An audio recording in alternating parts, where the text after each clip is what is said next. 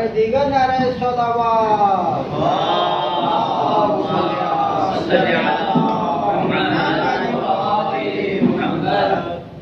پھر بھی صلوات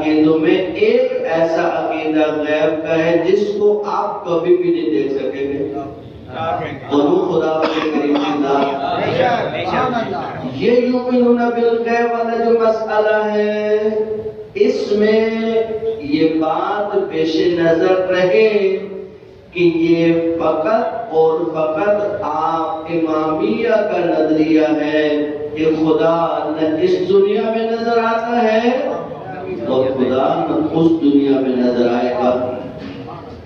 لن ترانی ابدا، تو مجھے کبھی بھی نہیں دیکھ سکتے. یہ قرآن کی نفی ابد ہے. اب یہ قرآن کے جو الفاظ ہیں، دیکھیں مسئلہ یہ ہے کہ انسان اپنے ذوق سے چلے. ایک تو ہے کہ ہم نے ایک عقیدہ بنایا اور اب ہم اس عقیدے کے دلائل ڈھونڈ رہے ہیں، تو یہاں مشکل پیش آئے گی. ایک تو ہے نا ہمیں جو عقائد دلائل کے ساتھ ملے ہم نے ان کو مانا. ہم کسی عقیدے کو دلیل پہ نہیں مانتے، بغیر دلیل کے ہم کوئی عقیدہ نہیں مانتے، ہمارے لیے ممکن نہیں ہے. اور یہ عقل انسانی بھی اس بات کا تقاضا کرتی ہے کہ جو چیز ظاہری طور پہ سمجھ نہیں آئے، مثلا قرآن کی آیات ہے، بعض قرآن کی آیات ہے کہ اگر ہم اللہ کی ذات پر ایمان رکھتے ہیں، اللہ موجود ہے لیکن جسم و جسمانیت کے ساتھ نہیں. اب مسلمانوں کو اللہ کے اوپر جو مسٹیک ہوئی ہے وہ قرآن کے بعض ظاہری الفاظ سے ہوئی. مثلا ید اللہ، اللہ کے ہاتھ. اگر علی کو ید اللہ مانتے تو وہ مشکل پیش نہ آتی. وہ مشکل کیوں پیش آئی کہ اب قرآن میں تو آ گئے ید اللہ، اب ڈھونڈو اللہ کے ہاتھ کہاں ہے.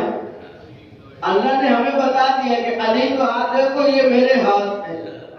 یہ کہاں سے سمجھ آیا کہ اللہ ہاتھ آپ کے تو نہیں ہے، ہاتھ تو علی کے ہیں. اللہ نے پیغمبر کے بارے میں فرمایا وَمَا رَمَيْتَ إِذْ رَمَيْتَ وَلَكِنَّ اللَّهَ رَمَىٰ. اے پیغمبر آپ نے نہیں پھینکا، ہم نے پھینک دیا. یعنی کام تو پیغمبر نے کیا ہے، کام تو پیغمبر نے کیا، پتھر تو پیغمبر نے پھینکا. وَمَا رَمَيْتَ إِذْ رَمَيْتَ، آپ نے نہیں پھینکا جب آپ نے پھینکا. وَلَكِنَّ اللَّهَ رَمَىٰ، اللہ آپ نے تو نہیں پھینکا.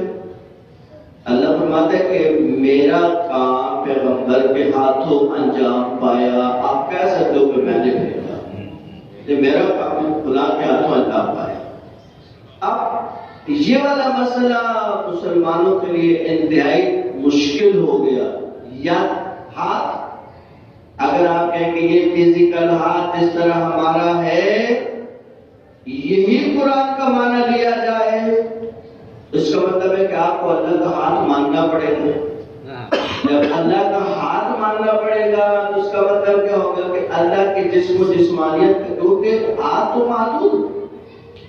ہم اللہ کو جسم و جسمانیات سے کیوں بالاتر سمجھتے ہیں، کیوں منزہ سمجھتے ہیں کہ جسم جتنا بھی بڑا ہو جائے وہ پھر محدود ہوتا ہے، وہ ایک حد پہ جا کے ختم ہو جاتا ہے. آپ کو اس کی حد سمجھ آئے یا نہ آئے، اس کی حد ہے. یہاں سے ہمارے کچھ لوگ جو غالی ہوئے وہ اس وجہ سے غالی ہوئے کہ وہ کہتے ہیں علی کی حد کیا ہے. تم کو علی کی حد نہیں پتا یا علی مولا کو بھی علی کی حد نہیں پتا.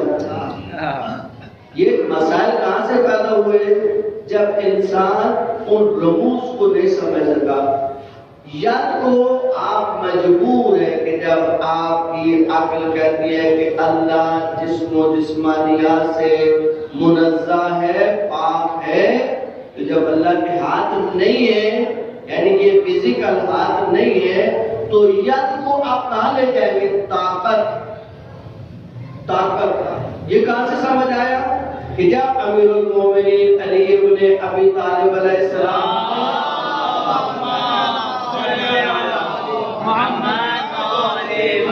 خیبر کے قلعے کو کھیڑا تو یہ جملہ فرمایا کہ میں نے اس خیبر کے قلعے کو ان ہاتھوں سے نہیں اکھیڑا ہے، میں نے اس رحمانی طاقت سے اکھیڑا جو اللہ نے مجھے عطا کی. اللہ کو اکھیڑا تو نہیں ہاتھوں سے، لیکن مولا کیا فرماتے ہیں ان ہاتھوں میں جو طاقت ہے وہ رحمانی طاقت. بھلے ایک ہاتھ وہ خیبر کا قلعہ جس کی چابیوں کو چند لوگ مل کے اٹھاتے تھے، تو اس کو ایک انسان ہاتھوں میں بلند کر لے، تو اس کا مطلب کیا ہے کہ جب تک آپ اس آیت قرآن کی تعبیر نہیں کریں گے، یعنی اللہ کی طاقت، تو اس اللہ کی طاقت کا اظہار کہاں پہ ہوا؟ امیر المومنین علی ابن ابی طالب علیہ السلام کے ہاتھ ہوتے، ہاتھ ادھر ہے، طاقت ادھر ہے۔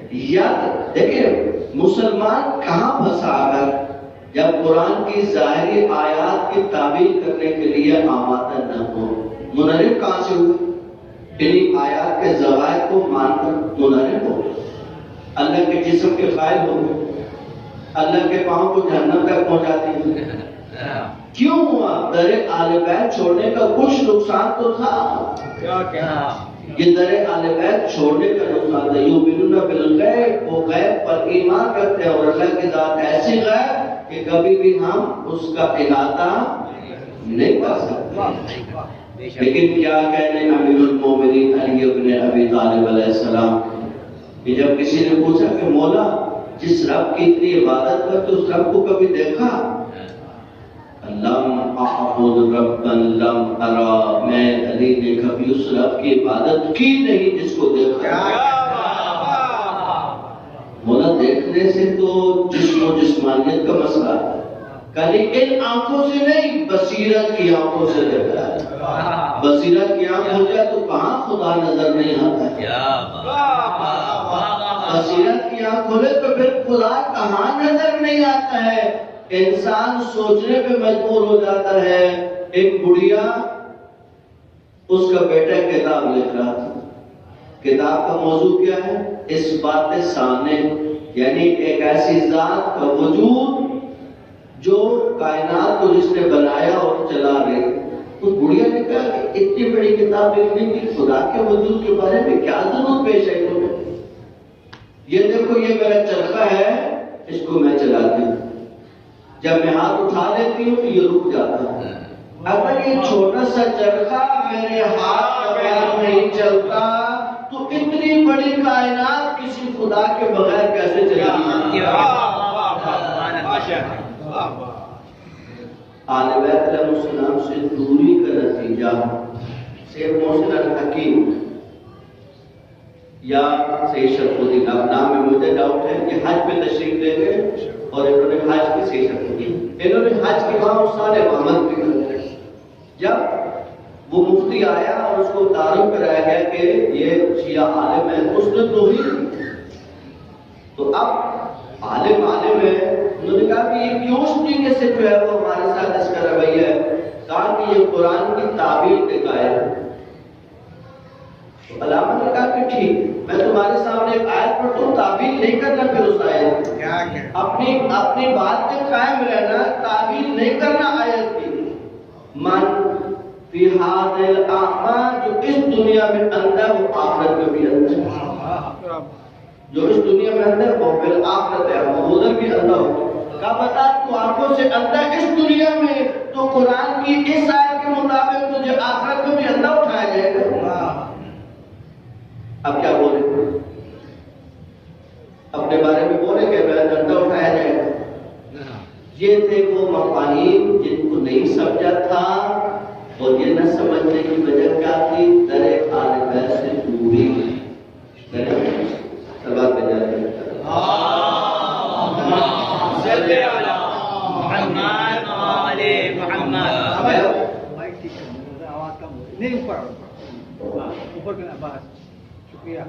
غیبت کی اقسام۔ غیبت کی جو روایات میں دو ہی قسمیں ہیں، غیبت صغریٰ اور غیبت کبریٰ۔ غیبت صغریٰ کے لیے جو زمینہ سازی ہے، یعنی لوگوں کو اس چیز کے لیے، اس کی تفصیلات تو انشاءاللہ اگلے قرآن میں آئیں گی، اس کی آمادگی کے لیے، ذہن سازی کے لیے چھٹے امام سے کام شروع ہوا، چھٹے امام سے، یعنی باقاعدہ ائمہ نے لوگوں کو ذہنی طور پہ تیار کرنا شروع کیا کہ دیکھو یہاں سے ہی نظریہ تقلید وجود میں آیا۔ جو لوگ تقلید کے مخالف ہیں وہ اس نظریے کے ساتھ کبھی تقلید کی مخالفت کر ہی نہیں سکتے. یعنی امام موجود ہیں، چھٹے امام موجود ہیں، امام کے جو مشہور صحابی ہیں اس میں زرارہ ہیں، تغلب ہیں، محمد بن مسلم ہیں اور کئی نام ہیں جو گرامی نام.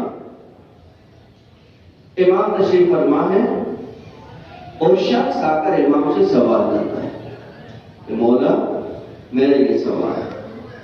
مولا نے کہا جاؤ زرارہ سے پوچھو. دوسرا سوال آیا کہا جاؤ تغلب سے پوچھو. چوتھا آیا کہا جاؤ مسلم سے پوچھو. مولا آپ خود موجود ہیں تو آپ کے ہوتے ہوئے دوسروں سے کیوں پوچھیں؟ جیسے کہ آپ بیت اللہ سیستانی کے یہاں شرمیاب ہو جائیں اور بیت اللہ سیستانی سے کوئی مسئلہ پوچھے، وہ کہے کہ یہ جو آپ کے کاروان کے مولانا ہیں سے پوچھو گے. مولانا آپ تو آپ کی خدمت میں آ کر رہتا ہے، جب پہنچ گئے تو آپ کو بتا دیں گے. کہا نہیں، ہم سے تو وقتی ملاقات ہے، واپس انہیں سے پوچھنا چاہتے ہیں. تو وہ امام علیہ السلام لوگوں کو گویا ذہنی طور پر تیار کریں کہ دیکھو آج ہم آپ کے درمیان موجود ہیں، لیکن ایک وقت آنے والا ہے کہ امام تمہارے درمیان موجود نہیں ہوں گے. یہ نظریہ غیبت، لوگوں کو غیب کے لیے آمادہ کرنا، یہ ائمہ خدا صلوات اللہ علیہ نے اپنی زندگی میں شروع کیا اور اس پہ سب سے زیادہ کام 11ویں امام نے کیا. کیونکہ امام علیہ السلام کو تو معلوم ہے، یعنی اس حد تک کام ہوا اس نظریے پر کہ امام غیب میں جائیں گے کہ وہ سے لوگ جن تک صحیح اطلاع نہیں پہنچی اور وہ بات کو صحیح نہیں سمجھے، انہوں نے وجود امام عصر کا انکار کیا. دیکھیں غلات جو وجود میں آئے، غلات تو ائمہ کی زندگی میں تھے.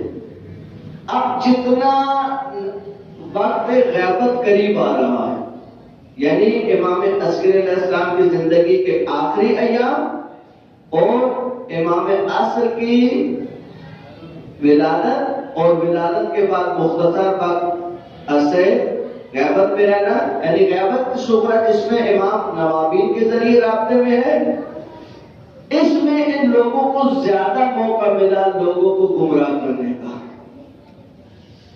کہ ائمہ کے بارے میں مختلف باتیں آئیں گی، عرض کرتا ہوں کہ لوگوں کو دماغوں کو منتشر کرنا اور ائمہ کے نام پہ منتشر کرنا. دیکھیں ایک بات کو ذہن میں رکھیں، کبھی بھی باطل خالص بازار میں نہیں بکتا ہے. یہ جملہ اگر سمجھ ہے، کبھی بھی باطل خالص ہو کر بازار میں نہیں بکتا ہے. کہ کوئی شخص کہے کہ میرا یہ نظریہ باطل ہے لیکن آپ میرے اس نظریے کی پیروی کریں. باطل ہے تو کیا نظریہ تو ہے. کوئی شخص بھی اپنے نظریے کو باطل کہہ کر بازار میں بیچنے کے لیے نہیں لا سکتا، نہ کبھی لایا نہ کبھی لائے گا. جس نے بھی نظریات کو بیچا حق کا خون چڑھا کے بیچا. حق کے بغیر کوئی چیز بازار میں بکنے والی نہیں ہوتی. یہ قانون ہے. اس لیے امیر المومنین علی ابن ابی طالب علیہ السلام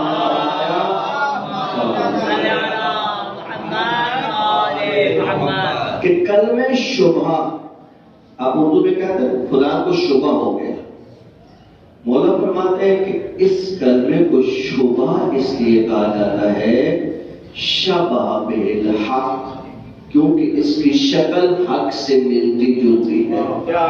اگر اس کی شکل حق سے ملتی جلتی نہ ہو تو شبہ پیدا ہی نہیں ہوگا.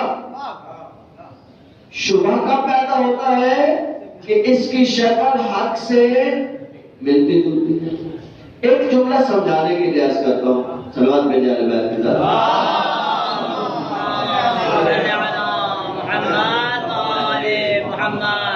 دیکھیں میں آپ کے سامنے کلمہ بولتا ہوں، اللہ کا ارادہ غالب ہے یا آپ کا؟ سب یہ بولیں گے. یہ ایک اعتبار سے جملہ بالکل صحیح ہے، لیکن ایک مقام پہ آ کر آپ توبہ کر جائیں گے، اب کہیں گے نہیں اللہ کا ارادہ غالب نہیں ہے، ابھی آپس بول دیں گے۔ آپ کہتے ہیں کہ ہر صورت میں اگر اللہ کا ارادہ غالب ہے تو یہ بتائیں چور جب چوری کرتا ہے تو ارادہ کرتا ہے یا نہیں؟ پہلے ارادہ کرتا ہے پھر جاتا ہے چوری کرتا ہے۔ اگر اس کے ارادے پہ اللہ کے ارادے کو غالب مان لیا جائے تو پھر اس کی چوری تو نہیں ہے، پھر اس کی چوری نہیں ہے۔ دیکھیں گن پوائنٹ پہ آپ سے موبائل لیا جاتا ہے، آپ دینا چاہتے ہیں موبائل؟ نہیں، آپ اپنی خوشی سے دیتے ہیں، لے لو بھائی آگے نا آئیں گے تو لے لو بھائی، والٹ بھی ایس ڈی ایف میں والٹ بھی یہ بھی دے دو۔ نہیں بھائی آپ چھپانے کی کوشش کرتے ہیں، کہتے نہیں بھائی کچھ تو بچ جائے بدبخت کے، اس بدبخت کے ہاتھ سے کچھ تو بچ جائے۔ وہاں کس کا ارادہ غالب ہے؟ Gunpoint. آپ نہ چاہتے ہوئے بھی وہ کام کرتے ہیں جب آپ کے ارادے پہ کوئی چیز غلبہ پا جائے۔ اگر اللہ کے ارادے کو گن پوائنٹ جتنا تو مان لیں گے نا، اگر ارادہ خدا کو گن پوائنٹ جتنا مان لیں تو اس کا مطلب ہے کہ کام آپ نہیں کر رہے، آپ سے کروایا جا رہا ہے، چوری کی نہیں جا رہی، چوری کروائی جا رہی ہے۔ تو مسلمان کو اگر نہ چھوڑ کر کہتا نہیں ایسا نہیں ہو سکتا، اللہ تھوڑا چوری کروائے گا، اللہ چوری کروائے گا تو سزا کس کی دے گا؟ اس کا مطلب ہے کہ ہر صورت میں اللہ کا ارادہ غالب انسان کو اللہ نے اپنے ارادوں میں آزاد چھوڑا۔ اگر اللہ کے اس حکم کو، اللہ کے اس قانون کو نہ مانا جائے تو کسی صورت میں جنت اور جہنم کے وجود کو تسلیم نہیں کیا جا سکتا۔ جنت اپنے ارادے سے نیکیاں کر کے جنت میں جائے گا، اپنے ارادے سے گناہ کر کے جہنم میں جائے گا، اپنے ارادے سے۔ اگر ارادہ خدا کو غالب مانا جائے تو کربلا کا کیا کیجیے گا؟ ظالم نے تو پھر ظلم نہیں کیا۔ یہ عقیدے وجود میں لائے گئے، یہ جملے جو آپ کی زبانوں پہ چڑھے کہ اللہ کے حکم کے بغیر پتا بھی نہیں ہلتا، یہ کیوں عقیدہ وجود میں لایا گیا کہ جب کربلا کے بعد واقعات کھلے اور ظالم کا ظلم آشکار ہوا تو حکام نے مفتیوں کو خریدا کہ اب کوئی ایسی بات میدان میں لے آؤ کہ لوگ اس بات میں الجھ جائے، اور یہ باتیں مارکیٹ میں لا کے بیچ دی گئی کہ ارادہ تو اللہ کا ہی غالب ہوتا ہے۔ اللہ کا حکم تھا حسین کو شہید ہونا تھا، حسین شہید ہو گئے، اور یزید کو قاتل ہونا تھا، یزید قاتل ہو گئے۔ اس میں کون سی مشکل ہے؟ یعنی کس صفائی کے ساتھ ظالم کے ظلم پہ پردے ڈال دیے گئے۔ کیوں؟ خول جو چڑھایا، یہ جو میں نے جملہ کہتے تھے کہ کبھی بھی بازار میں باطل خالص نہیں بکتا ہے، دیکھا ہے باطل خالص کہاں بکتا ہے؟ ہر چیز کے اوپر کوئی نہ کوئی چیز چڑھاتے تھے، ہر چیز کے اوپر کوئی نہ کوئی چیز چڑھاتے تھے بچنے کے لیے، کیونکہ باطل اگر دیکھیں ایک سادہ سے آدمی کے لیے بھی اگر باطل ثابت ہو جائے تو اس کو نہیں مانے گا، کبھی نہیں مانے گا کہ پیغمبر کس طریقے سے نماز پڑھتے تھے۔ اگر کسی سے ثابت ہو جائے کہ پیغمبر یوں نماز پڑھتے تو کبھی دوسرے طریقے سے نہیں پڑھے گا۔ اگر اس کا بطلان اس کے لیے ثابت ہو جائے تو ممکن نہیں ہے، اسے پیغمبر کو فالو کرنا ہے۔ ہر انسان پیغمبر کو فالو کرنا چاہتا ہے، کسی اور کو فالو نہیں کرنا چاہتا، لیکن پیغمبر کے نام پر ہی سب کچھ بیچا جاتا ہے۔ پیغمبر نے یوں بھی پڑھی، پیغمبر نے یوں بھی پڑھی، سارے پیغمبر کے کھاتے میں ڈال دو اور خود پتلی گلی سے خدا دیکھا جو سوال میں جانا ہے۔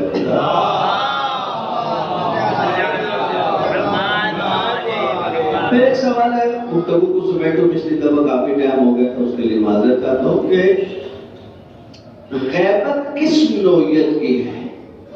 امام کی غیبت کس نوعیت کی ہے؟ حضرت عیسیٰ بھی غائب ہے، حضرت یوسف بھی غائب تھے، کون سی غیبت مانی جائے گی امام کی نسبت؟ حضرت عیسیٰ والی یا حضرت یوسف والی؟ نہ حضرت یوسف والے۔ حضرت یوسف زندہ تھے، والد کی آنکھوں سے غائب تھے، زندگی کر رہے تھے، معاشرے میں رہ رہے تھے، لوگوں سے ملنا جلنا تھا، سب کچھ تھا، صرف باپ کے اور بھائی کی آنکھوں سے ہو جاتا ہے۔ حضرت عیسیٰ کی غیبت نہیں مانی جائے گی، اور حضرت عیسیٰ کو قرآن کے مطابق آسمانوں پر اٹھا لیا گیا، وہ غیبت ہمارے یہاں متصور نہیں ہے۔ غیبت وہی ہے جو حضرت یوسف والی غیبت، یعنی امام فزیکلی معاشرے میں ہے، ہر وقت ہمارے ساتھ اٹھنا بیٹھنا چلنا پھرنا سب کچھ ہے، لیکن ہماری آنکھیں اس قابل نہیں ہے، ہماری آنکھیں اس قابل نہیں ہے کہ امام علیہ السلام دیکھیں یہ جو آپ جو ہے رتبہ میں جملہ پڑھتے ہیں کہ آپ ہم سے غائب ہیں، ہم غائب ہیں یا امام غائب ہیں؟ یہ ایک سوال ہے، ہم غائب ہیں یا امام غائب ہے؟ نہیں، ہم دنیا میں غائب ہیں، جن کی آنکھیں کھلی ہوئی ہیں۔ اب پھر وہ بہت مشکلات پیش آتی ہے کہ احمد کے ساتھ رابطے کا کیا مطلب ہے؟ دیکھیں امام علیہ السلام نے جو فرمایا کہ ہم پردہ غیبت میں جا رہے ہیں اور اس کے بعد جو بھی ہم سے ملنے کا دعویٰ کرے اس کی تکذیب کریں، اس کا کیا مطلب ہے؟ علامہ علی نے جو دعویٰ کیا کہ میری امام سے ملاقات ہو تو تکذیب کریں گے، علامہ علی کی تکذیب کریں گے، علامہ علی کی تکذیب کریں گے، یعنی آپ جھوٹ بول رہے ہیں، امام سے تو کوئی ملاقات نہیں ہوئی آپ کی۔ بھئی یہ تو روایت کا لفظ ہے کہ جب امام نے پردہ غیبت میں جانے کا ارادہ کیا صلوات پہ جائے گا۔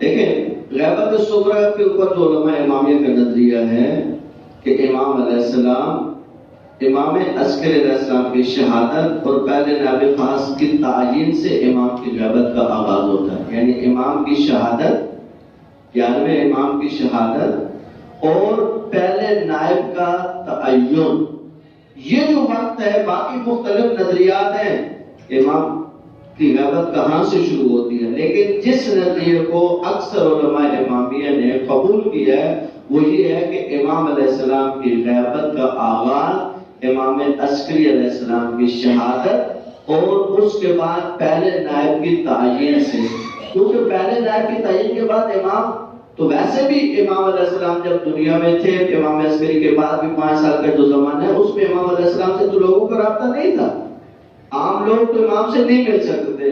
امام عسکری علیہ السلام نے فقط ان چند خواص کو جو انتہائی قابل اعتبار تھے ان کو امام کی زیارت کرائی تھی۔ پہلے نائب جو امام کے عثمان بن سعید عامری سمان کہتے ہیں روغن فروش کو۔ دیکھیں کیا مشکلات تھی ائمہ کے ساتھ رابطے میں کہ یہ شخص تیل بیچنے کے بہانے امام علیہ السلام کے گھر کے چکر لگاتا ہے اور امام علیہ السلام کا نائب خاص ہے، اور اس کے ذریعے امام علیہ السلام کی تعلیمات، امام علیہ السلام کے فرامین، امام علیہ السلام کا سسٹم، باقاعدہ سسٹم، یعنی تمام وہ لوگ جو ائمہ علیہ مثلا بہت سے لوگ تھے جنہوں نے امام عسکری علیہ السلام کے زمانے میں اپنی جائیدادوں کو امام کے نام پہ وقف کیا تھا۔ اب اس وقت کی جو املاک تھی، اس کے جو محصولات آتے تھے وہ سارے امام علیہ السلام کے، امام عسکری علیہ السلام کی جو شہادت ہو چکی ہے، تو اب وہ ان نائبین کے ذریعے یا تو امام علیہ السلام ان کو بتا دیتے تھے پہلے سے کہ بھائی آپ اس میں خود مختار ہیں، لیکن ایک فرق تھا، ایک اساسی فرق، وہ آج ایک مسئلہ آتا ہے کہ بھائی ہمیں نجف کی رسید چاہیے، خمس تو ہم دیں گے لیکن ہمیں رسید نجف کی چاہیے۔ امام علیہ السلام کے ان نائبین کے انڈر جتنے لوگ تھے، ان کے آگے ایک تو امام کا نمائندہ ہے، اس کے انڈر میں کتنے لوگ ہیں جو کام کر رہے ہیں۔ یہ کہتے تھے کہ اگر ہمارا کوئی ورکر، یعنی ہے تو وہ عالم لیکن ہمارا ساتھ جو ورکر ہے جو کام کر رہا ہے ہمارے ساتھ، یہ اگر آپ سے پیسہ وصول کرے تو آپ اس سے رسید ضرور مانگیے۔ رسید نہ مانگنے کا حکم، باقاعدہ حکم، کہ آپ کو حق نہیں ہے کہ آپ اس سے رسید مانگے، فقط وہ نائب امام تھے، کسی نائب امام سے رسید مانگنے کی اجازت نہیں تھی۔ کیوں؟ کہ اگر آپ اس سے بھی رسید مانگیں گے تو اعتبار کس پہ کریں گے؟ یہ امام کا ڈائریکٹ نمائندہ ہے، ڈائریکٹ نمائندے سے رسید نہیں مانگی جاتی، اس پر آپ کو اعتبار کرنا ہے۔ اچھا شک ہو گیا کہ ہوا بعض لوگوں کو امام علیہ السلام نے توقی کہتے ہیں کہ امام علیہ السلام کے امضا شدہ سائن سے کسی کی تصدیق ہونا. امام علیہ السلام اپنے ہاتھ سے لکھیں گے کہ نہیں بھائی یہ میرا وہ ہے، نائب ہے، اور اس کی بات ماننا تمہارے اوپر ہماری طرف سے واجب ہے. یعنی اب یہ کہہ رہا ہے تو گویا ہم کہہ رہے ہیں، یہ اپنی طرف سے کچھ نہیں بولے گا، جو بولیں گے ہم بولیں گے، یہ ہماری بات کو فالو کرے گا. صلوات بھیجیں امام علیہ السلام.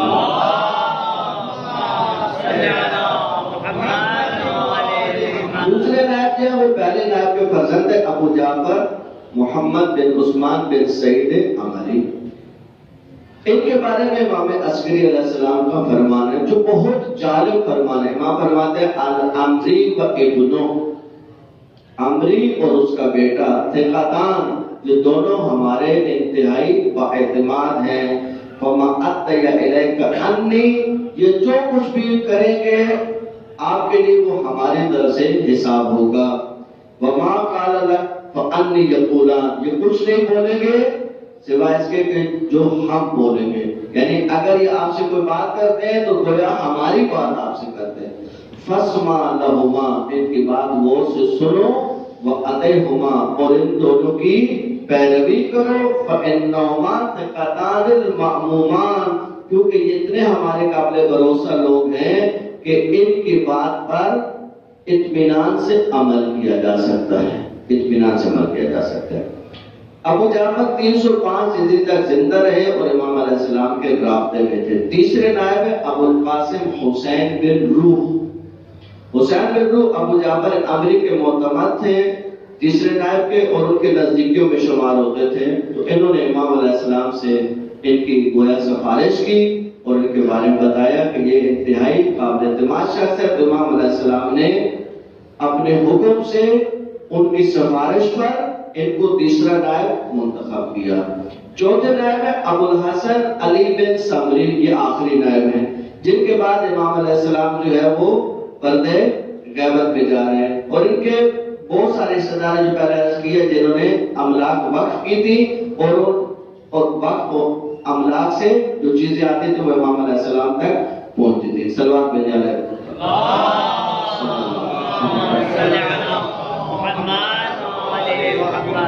چوتھے نائب کی زندگی سے 6 دن پہلے امام علیہ السلام ان کو خط لکھتے ہیں، یا ان تک چیز پہنچتی ہے یا یہ خود جا کر امام سے لے کے آتے ہیں. امام علیہ السلام فرماتے ہیں یا علی بن محمد السمری، اعظم اللہ اجر اخوانک فی، اللہ تمہیں بہترین اجر نصیب فرمائے جو تو نے زحمتیں ہمارے لیے اٹھائی ہیں. فإنک میت ما بینک و بین 6 ایام، 6 دن کے اندر آپ کی رحلت ہو جائے گی، آپ فوت ہو جائیں گے. فجمع امرک، اب اپنے امور کو سمیٹو. ولا تؤسی الی احد فیقوم مقامک، کسی ایک کو اپنا نائب منتخب نہیں کرنا، کسی کے لیے وصیت نہیں کرنا کہ اب وہ تمہارے پاس جو ہے وہ ہمارا نائب ہوگا. نہ، نیابت کا سلسلہ یہاں پہ رک رہا ہے. اب ہم جا رہے ہیں. فقط وقعت الغیبۃ التامہ، اب غیبت تامہ کا آغاز ہو جاتا ہے. فلا ظہور الا بعد اذن اللہ، اب ظہور تب ہی ہوگا جب اذن پروردگار آ جائے گا. وذالک بعد طول الامد، اس میں بہت وقت گزرے گا. کتنا وقت گزرے گا کسی کو نہیں معلوم.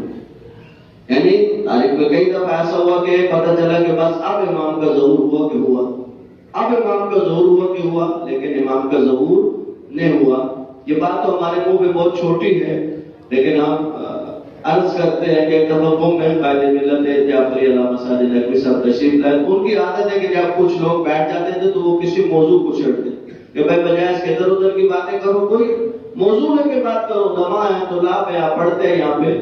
تو آقا صلی اللہ نے ایسے چھوڑا کہ ہاں بھائی ظہور امام کے بارے میں بتائیں گے، کیا کہتے ہیں آپ علماء کرام. اب یوں ٹائم میں گردوارے میں لوگ بیٹھتے تھے، ہم بالکل آخر میں بیٹھے تھے. سب نے اپنی اپنی جو بھی اظہارات نے فرمائے. آخر میں ہم تھے تو آقا نے فرمایا جی مولانا. میں نے کہا ایسے ہی برجستہ کہا، میں نے کہا سب 50-60 سال آگے تو امام کے ظہور کی کوئی نشانی ہمیں نظر نہیں آتی. کیا مطلب؟ میں نے کہا دیکھیں قبلہ، یہ جو روایات میں ہے کہ لوگ چیخ چیخ کر اندر سے پکاریں گے کہ اب کوئی آئے ہمیں نجات دلائے. دعا ندبہ کا ایک مطلب یہ ہے، ندبہ یعنی چیخنا پکارنا. میں نے کہا کہ یہ حرم امام ہے، معصوم محبوب ہے، آپ کبھی یہاں صبح تشریف لائیں، دعا ندبہ میں دیکھیں کتنے شیعہ چیختے ہیں. جو عقیدہ رکھتا ہے کہ امام غائب اور امام کا ظہور ہونا ہے، ابھی یہ چیخو پکار تو ان سے شروع نہیں ہوئی ہے کہ اس کا دائرہ دنیا تک پہلے. دنیا کو اس وقت یہ نہیں ہوگا کہ صرف شیعہ چیخیں گے، بلکہ دیکھیں روایت میں ہے کہ دنیا کی 2/3 آبادی ختم ہو جائے گی. آپ فرض کریں کہ ایک گھر میں 10 لوگ ہوں اور 7 مر جائیں تو بتائیں ان 3 کی کیا حالت ہوگی؟ وہ 3 چیخیں گے پکاریں گے کہ گھر سے آدھے سے زیادہ لوگ چلے گئے. کہ دنیا کا جب یہ عالم ہو جائے گا کہ ہر طرف سے آوازیں اٹھے گی، ہر دل پکارے گا کہ آپ کو کوئی آئے ہمیں نجات دلانے کے لیے. اس کو امام علیہ السلام نے اپنے جملے میں فرمایا کہ یہ بہت لمبا زمانہ ہے جس میں ہمارا ظہور ہوگا. وقسوۃ القلوب، لوگوں کے دل صاف ہو جائیں گے. وامتلا از جورن، زمین ظلم سے بھر جائے گی. وسیاتی من شیدتی من یدعی المشاہدہ، اور ہمارے شو میں سے کچھ آئیں گے جو اس بات کا دعویٰ کریں گے کہ ہم نے امام علیہ السلام کو دیکھا ہے. ومن ادعی المشاہدہ قبل خروج السفیانی، اور سفیانی کے خروج سے پہلے جو ہمارے ساتھ رابطے کی بات کرے فهو کذاب مفتر، تو وہ جھوٹا ہے اور اس نے ہمارے اوپر جھوٹ باندھا ہے. ولا حول ولا قوت الا باللہ العلی العظیم. اس بات کو سمجھے. دیکھیں امام علیہ السلام نے یہاں پر فرمایا کہ اگر کوئی ہم سے رابطے کا دعویٰ کرے یعنی نیابت کا دعویٰ کرے، بولے امام علیہ السلام کا دیدار یا امام علیہ السلام سے ملاقاتیں، مراجع کو چھوڑے. عام لوگ تاریخ میں بہت سارے پاک باز مل جائیں گے جنہوں نے اپنی آنکھوں سے امام علیہ السلام کے نور کا مشاہدہ کیا ہے، اور ان کے پاس جھوٹ بولنے کا کوئی مطلب ہے انگیزہ نہیں ہے. دیکھیں بعض لوگ جھوٹ بولتے ہیں کہ وہ اس جھوٹ کے ذریعے اپنے کو مقام دنیا چاہتے ہیں. تو کیا علامہ علی کے بارے میں یہ سوچا جائے گا، اتنے بزرگ علماء کے بارے میں یہ سوچا جائے گا؟ نہ. یہاں پر امام علیہ السلام کا یقین ہے جو سابقہ لاحقہ روایت کا. دیکھیں روایتوں کو جو سمجھا جاتا ہے اس میں سمجھنے کا ایک طریقہ یہ ہوتا ہے کہ آپ روایت کو شروع سے لائیں اور آخر تک پڑھیں. امام علیہ السلام نے شروع روایت میں کہا کہ آپ اس کے بعد کسی کو اپنا نائب نہیں بنانا، آپ نائب نہیں بنے گا ہمارے بعد. اب روایت کا تتمہ جب آتا ہے کہ اب اگر کوئی دعویٰ کرے ہم سے ملاقات کا، یعنی کہ ہم تو ابھی ہیں رابطے میں، ہم ہیں امام کے ساتھ. کیا پوچھ رہے ہیں آپ نے امام علیہ السلام سے؟ ایک جوان سے ہم نے پوچھا کہ کس کی تقلید کرتے ہو؟ کہا کہ مولانا میں امام زمانہ کی تقلید کرتا ہوں. میں نے کہا کہ آپ کو تقلید اور اطاعت کا فرق نہیں پتا. چلے اس کو تو میں مان لیتا ہوں کہ آپ اتنے پڑھے لکھے نہیں کہ آپ کو پتا ہو کہ تقلید اور اطاعت میں کیا فرق ہوتا ہے. میں نے کہا امام کی اطاعت کا حکم ہے، تقلید غیر معصوم کی ہوتی ہے. مجتہد کی ہم تقلید کرتے ہیں کیونکہ وہ غیر معصوم ہے. امام کی تقلید نہیں ہوتی، امام کی اطاعت ہوتی ہے. میں نے کہا چلے اتنا فرق آپ کو نہیں پتا، وہ میں نے آپ کو بتا دیا. میں نے کہا میں فرض کرے سستانی کا مقلد ہوں تو میرے پاس ان کی توضیح ہے، میرے پاس ان کے ویب سائٹ ہے، میرے پاس ان کے نمائندے ہیں، میرے پاس ان کے ای میلز ہیں کہ اگر مجھے کوئی مسئلہ سمجھ نہیں آتا تو میں ان ذرائع سے کم از کم آقا سستانی تک پہنچ جاتا ہوں کہ آقا اس مسئلے میں آپ کی رہنمائی کیا ہے. میں نے کہا اگر آپ امام کے مقلد ہیں تو آپ کے پاس امام کا کوئی آئی ڈی ہے؟ کوئی فیس بک کی آئی ڈی ہے امام کی؟ کوئی واٹس ایپ کا نمبر امام کا آپ کے پاس خصوصی نمبر امام نے آپ کو دیا تو ہمارے پاس نہیں ہے. تو یہ 3-4 مسئلے ہمیں پوچھ کے بتا دیں. ہم نہیں کہہ رہے کہ ہمیں وہ نمبر دے دیں، لیکن یہ ہمارے 3-4 مسئلے ہیں، ان کو پوچھ کر ہمیں بتا دیں. کہنے لگا مولانا کیا کہہ رہے ہیں؟ میں نے کہا جو آپ نے فرمایا ہم اس کی وضاحت کر رہے ہیں. آپ کو یہ نہیں پتا کہ آپ کیا بول رہے ہیں. جب آپ کہہ رہے ہیں میں امام کا مقلد ہوں تو آپ نے امام سے رابطہ کیسے؟ اگر آپ کو نماز میں شک پڑے تو امام سے کیسے پوچھیں گے؟ میں نے کہا نماز پڑھنی چاہیے نہیں، اگر کہ نماز ہی نہیں پڑھنی چاہیے تو پھر تو معاملہ ختم ہے، پھر تو ہم آپ سے بات نہیں کریں گے۔ لیکن اگر نماز پڑھنی چاہیے کہ سو پڑھنی چاہیے تو پھر رابطے کا تو کوئی طریقہ نہیں۔ اسی کو ائمہ ہدی نے تقلید کے ذریعے حل کیا۔ اب صرف لسٹ میں کو کہ ٹائم گزر گیا کہ یہ جو نواب اربد ان کا کام کیا تھا، ان کا کام کیا تھا، یہ کرتے کیا تھے؟ ان کا پہلا کام ہوتا تھا رفع شکوک، جو امام کے بارے میں لوگوں کے دلوں میں شکوک و شبہات ڈالے گئے تھے خصوصاً غلاۃ کی طرف سے، ان شکوک اور شبہات کو دور کرنا، لوگوں کو بتانا کہ نہیں عقلی منطقی دلیلوں پہ ائمہ خدا سلامت علیہ ان کے فراہمی سے لوگوں کے دلوں سے ان باتوں کو نکالنا کہ دیکھو ایسا نہیں ہے جیسا تم سوچ رہے ہو۔ احکام شریعت کا پہنچانا، امام سے شریعت کا احکام لینا اور لوگوں تک اور احکام شریعت کا پہنچانا، اموال ائمہ کی حفاظت کرنا اور ان کو امام کی تعلیمات کے مطابق لوگوں میں خرچ کرنا، یہ بنیادی ترین کام تھے جن کو وہ انجام دے رہے تھے۔ اور پھر جو ہے وہ یہ سلسلہ جا کے رک جاتا ہے اور غیبت کبریٰ کا آغاز ہو جاتا ہے۔ اب غیبت کبریٰ میں کیسے نظام چلے گا، اس کے لیے ائمہ نے ہماری کیا رہنمائی کی ہے؟ اصل تو وہ ہے، دیکھیں غیبت صغریٰ کا تو امام فزیکلی رابطے میں ہے، چاہے 2 لوگوں سے، چاہے 4 لوگوں سے، چاہے 1 آدمی سے، لیکن یہ مسئلہ کہ جس نظریے کو ائمہ نے پروان چڑھایا اور لوگوں کو ذہنی طور پر تیار کیا، دیکھیں یہ بہت مشکل نظریہ تھا کہ امام کا مطلب یہ ہے کہ جس کے پاس جا کر ہدایت لی جائے، جس سے جا کر رہنمائی لی جائے۔ جب امام ہے ہی نہیں تو کس سے رہنمائی، کیسی رہنمائی؟ یہ وہ نظریہ تھا جس کو علیہ السلام نے اپنے روحانیت کی بنیاد پہ اور اللہ کے مسالے، اللہ کی جو مصلحتیں تھی ان کی بنیاد پر اس نظریے کو پیش کیا دنیا میں اور اس کو پروان چڑھایا۔ آپ آج جتنا نظریے غیبت پہ محکم عقیدہ رکھتے ہیں، اس وقت کے لوگ اتنا محکم عقیدہ نہیں رکھتے تھے، اس لیے کہ آپ کو آپ کی ماؤں نے غیبت کی ڈوریاں دے کر بڑا کیا ہے۔